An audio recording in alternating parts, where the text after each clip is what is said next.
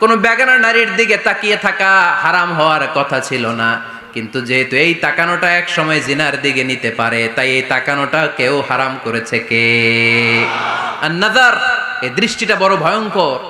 আল্লাহর হাবিব সাল্লাল্লাহু আলাইহি ওয়াসাল্লাম বলেছেন, আন-নাযার সাহামুন মাসমুমুন মিন সিহামি ইবলিস। এই দৃষ্টি, লাগামহীন দৃষ্টি, শয়তানের বিষ মাখানো তীরবানের মধ্য থেকে একটা ভয়ঙ্কর তীর।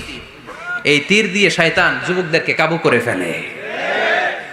ডাইরেক্টলি শারীরিক সম্পর্কের দিকে কেউ যায় না।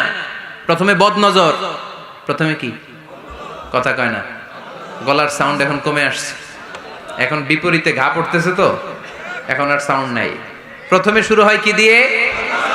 বদনজর, লাগামহীন নজর। তারপরে মুচকি হাসির বিতরণ, চোখে চোখে কথা হয়, আচ্ছা না নাই?